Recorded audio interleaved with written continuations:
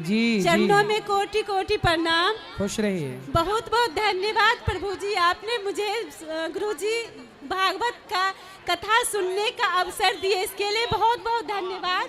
खुश रहिए। नहीं मत सुनिए ना, 14 साल मेरा शादी का हुआ, 10 साल से मैं लड्डू गोपाल को रखी हूँ, बट अभी तक मेरे गोद में नहीं आए लड्डू गोपाल। आएंगे आएंगे, चिंता ना करिए पूरा बिहारी जी। कितना गाली और हम सुन चुकी हूँ।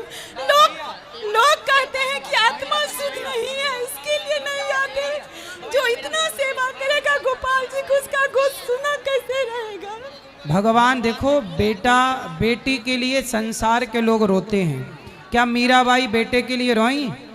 जो भगवान के लिए रोते हैं, संसार में कीमती बेटा बेटी नहीं है।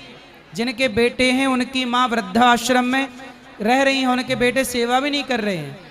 आप बेटे के लिए नहीं, भगवान के लिए रोइए। बेटे बेटी ने कोई संतान एक गोदी में आए गुरुजी। आएगी, पर भगवान के लिए रोइए। भगवान कब मिलोगे? भगवान गुरुजी 10 साल से गोपू को रखी हूँ। भगवान के लिए रोइए, भगवान के लिए आंसू बहाइए, संसार के जंजाल के लिए नहीं। गोपाल गुरुजी संसार में हूँ तो संसार का भी तो सुख चाहिए ना गुरुजी। चाहिए, भगवान करें आपको मिले, परंतु जीवन की सार्थकता पुत्र से नहीं है। आप रो रही हो अलग विषय है, लेकिन आपका कल्याण भगवान से ही होगा।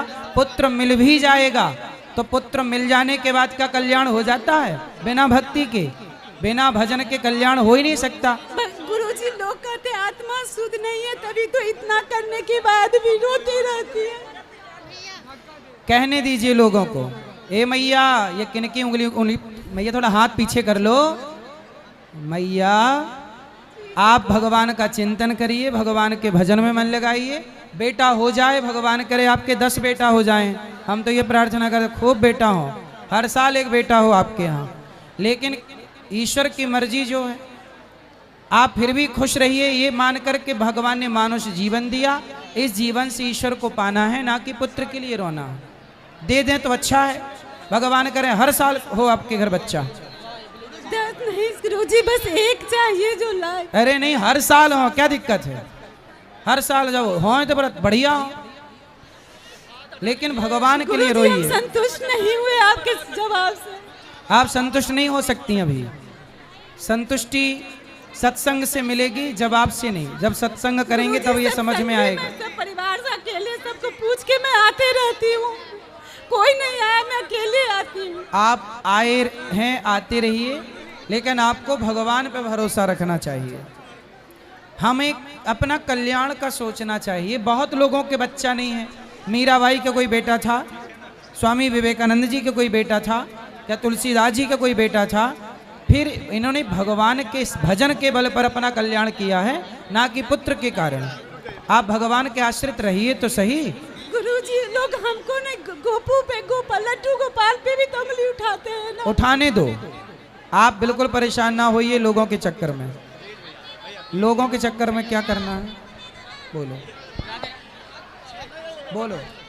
जय श्रीमन नारायण महाराज जी। जी, मेरा ये प्रश्न है कि सिया राम, जय श्रीमन नारायण महाराज बोलो जी। बोलो, आप बोलो।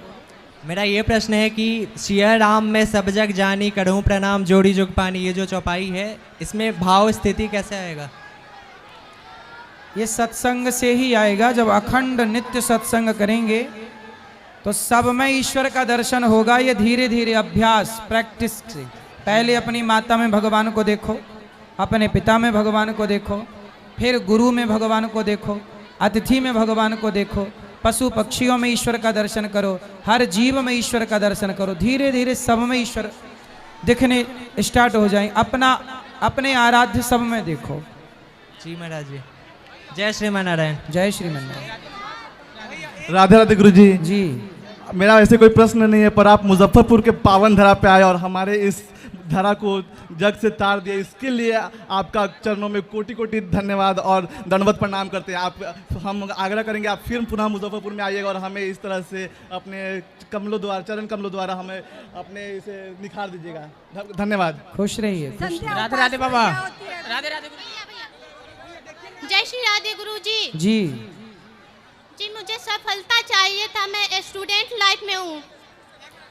आज ही हमने बताया, परसों भी कक्षा में बताए, सफलता के बहुत सारे सूत्र दिए। जी मन लगा के पढ़ाई करो, जी गुरुजी। सफल होना निश्चित है। जी गुरुजी, धन्यवाद।